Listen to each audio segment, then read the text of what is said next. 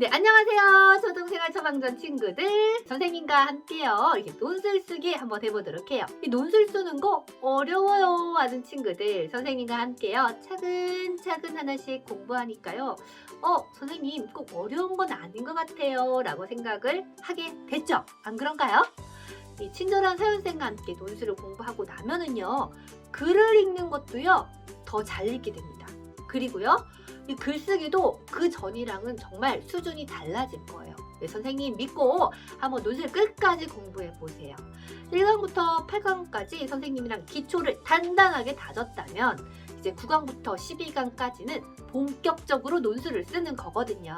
자, 그럼 오늘 이 9강은 어떤 걸 공부할 거냐면요. 바로 서론 쓰기 공부를 할 겁니다.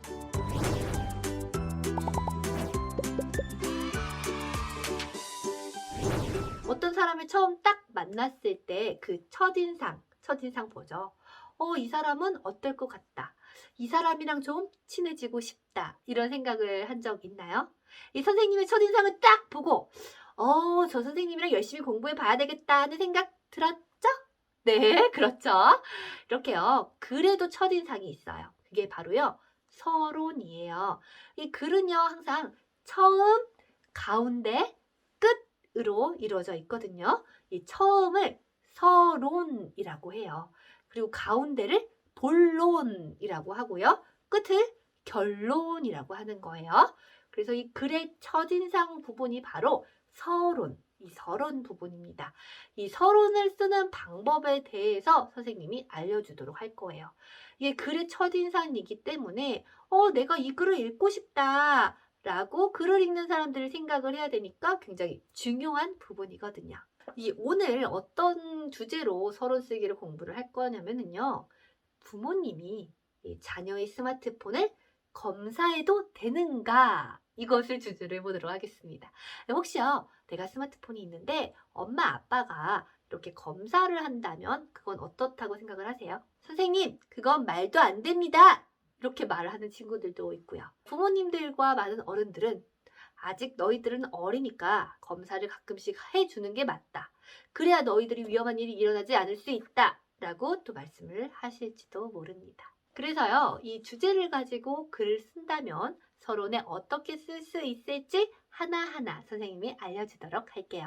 자, 이 서론을 쓸 때요, 어떻게 시작을 하느냐? 먼저요, 문제점으로 시작을 해볼 수도 있어요. 문제점을 제시하는 거예요. 만약에 이 스마트폰을 어린 학생들이 사용을 했을 때 어떤 문제가 일어날 수 있는가에 대해서 말을 하는 거죠. 스마트폰을 통해서 나쁜 사람들과 메시지를 주고받다가 위험할 뻔한 경우를 뉴스에서 본 적이 있습니다. 스마트폰을 통해서 잘 모르는 사람과 연락하는 것이 쉬워지면서 위험한 일에 처하는 문제들이 많아지고 있습니다. 네, 이렇게 시작을 한다면 이 글은 부모님이 스마트폰을 검사하는 것을 찬성하는 쪽일 것 같은가요? 반대하는 쪽일 것 같은가요? 그렇죠. 찬성하는 쪽일 것 같습니다. 내가 주장을 하고자 하는 것과 관련된 이 문제점을 말하면서 시작하는 거예요. 그러면 사람들이 혹하는 거죠. 아, 맞아. 그래. 그런 범죄들이 있었지. 하고 약간 내 편으로 만드는 거예요. 또 다른 방법으로 어떻게 시작을 할 수 있을까? 두 번째는 시사 이슈로 시작을 하는 겁니다. 시사 이슈라는 것은 우리가 뉴스에서 보는 거 있죠. 최근에 일어났던 그런 사회적인 사건이라든지 이런 일들, 그런 걸 시사 이슈라고 하는 거예요. 그래서 얼마 전 국가인권위원회가 부모가 자녀의 스마트폰 메시지를 보는 것은 사생활 침해다라는 판단을 했습니다. 국가인권위원회의 판단을 두고 부모는 스마트폰 유해 환경으로부터 자녀를 보호할 권리가 있는데 과도하다는 지적도 나오고 있다고 합니다. 네, 이렇게요. 신문이나 뉴스를 통해서 알게 된 사실, 그 시사 이슈로 시작을 하면은요. 최근에 사람들이 관심을 참 많이 갖고 있다라는 것을 말해주기도 하고요. 또 주제하고 관련된 객관적인 사실로 시작을 할 수가 있는 거죠. 그래서 내가 말하고자 하는 것과 관련된 뉴스가 있었나 한번 찾아보고 그걸로 시작을 하는 거예요.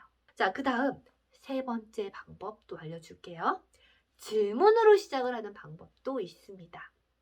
부모님이 여러분의 스마트폰을 본 적이 있나요? 있다면 그때 기분은 어땠나요? 글을 읽는 사람들한테 질문을 하고 있어요. 그러면 글을 읽을 때 사람들이 생각을 하죠. 아, 그래. 우리 부모님이 내 스마트폰 본 적이 있었어. 아, 그런데 기분 별로 안 좋았어. 자, 이렇게요. 질문을 던지면은 생각을 하게 되고 스마트폰 검사를 했었던 적이 있나 하고 기억을 더듬하면서 글을 읽게 됩니다. 그래, 내가 이런 경험을 했었는데 다른 친구들은 어떻게 생각을 하고 있나 하고 궁금해서 계속 글을 읽는 거예요. 질문으로 시작하는 방법도 다른 사람의 관심을 확 끄는 방법입니다. 자, 그 다음 네 번째 방법입니다. 나의 경험으로 시작을 하는 거예요. 스마트폰 내놔. 지금 뭐 하고 있어? 얼마 전 저희 부모님이 제 스마트폰 검사를 하셨습니다. 저는 그것이 부담스럽고 싫기만 해서 싸움이 일어났지요. 이렇게 나의 경험을 그래서 처음에 제시하는 겁니다. 주제와 관련된 내 경험을 이렇게 딱 말을 하면은 사람들도 솔깃하죠. 이런 일이 있었네. 글 쓴 사람이 하고요. 그리고 내가 직접 겪은 거니까 더 생생하고 설득력이 있는 거예요. 글을 읽는 사람도 나도 비슷한 경험이 있었나? 라고 또 생각을 해보게 되죠. 자, 오늘의 이제 미션 가보도록 하겠습니다.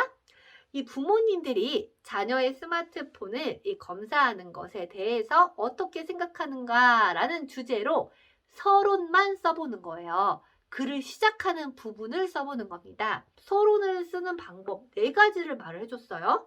첫 번째가 문제점을 제시하면서 시작을 하는 거예요. 이거 문제입니다. 알겠죠? 네, 저 보세요. 제가 말하는 거 들어보세요. 이거예요. 두 번째는 뉴스에서 얼마 전에 이런 식으로 결정이 났었잖아요. 하고 최근에 있었던 일로 시작을 하는 거예요. 그 다음에 세 번째는 질문으로 시작하는 겁니다. 질문을 하면 생각을 하게 된다라는 거죠. 그 다음 네 번째는 나의 경험으로 시작을 하는 겁니다. 그래서 이 4가지의 방법 중에서 하나를 골라서 서론을 써보는 거예요. 네, 우리 친구도 할 수 있나요? 네, 이제 슬슬 논술 느낌이 나죠? 그렇죠? 꼭 미션 써보고요. 한번 인증샷도 올려보세요. 그럼 우리 친구들 다음 시간에 또 선생님과 이 논술 쓰기 배워보도록 하겠습니다. 우리 친구들 고생했습니다. 그럼 다음 시간에 또 만나요. 안녕!